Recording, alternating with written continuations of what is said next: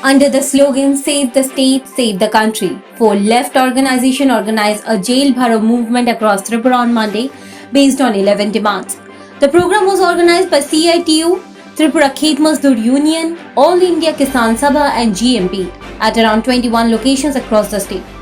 In Agartala, the rally was led by former Chief Minister Manik Sarkar, Opposition Leader Jitendra Chaudhary and CITU State President Manik Dey. When the procession reached between Post Office Chomani and Paradise Chomani, police stopped it and declared the protest illegal before arresting the participant.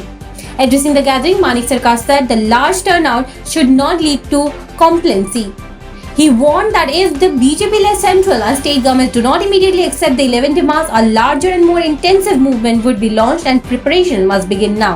তাই আপনাদের কাছে আবেদন সারা ভারতবর্ষের সাথে আগরতলা এবং ত্রিপুরায় স্থানে স্থানে হাজার হাজার ত্রিপুরার মানুষ আজকের এই আন্দোলনে অংশগ্রহণ করার মধ্য দিয়ে ত্রিপুরার বিজেপি সরকারকে একটা জুৎসই ধাক্কা দিলেন এবং এর মাধ্যমে কেন্দ্রের যে বিজেপি সরকার তাকে একটা ধাক্কা দিয়ে এই বার্তাই পৌঁছে দেওয়ার চেষ্টা করলেন।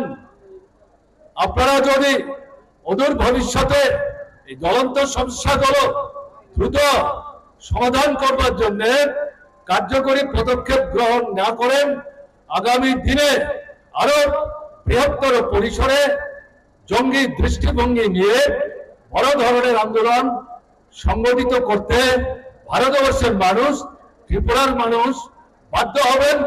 Opposition leader Jitendra Chaudhary also warned the government, saying the protest was a warning and not the end of the struggle. He said if the center and state governments fail to change their policies, a larger movement would be launched to remove them from power. এই আজকে যারা হাজার হাজার মানুষ রাজপথে নেমেছে তাদের কথা তারা শুনে ফেলবেন, আমরা এটা মনে করি না। কাজে এটা চেতাবনী, এদেরকে সতর্ক করার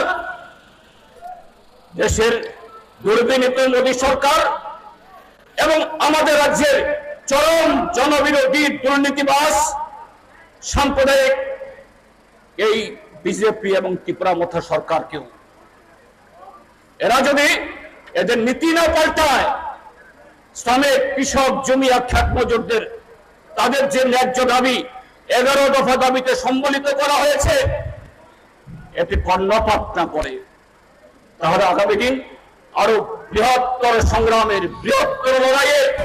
The movement was held at 21 locations across Tripura and more than 1,000 locations nationwide. According to former Chief Minister Manik Sarkar, around 25,000 workers and supporters were arrested across the state, while nationwide arrests reportedly number several lakhs. Bureau Report, Fact Finder.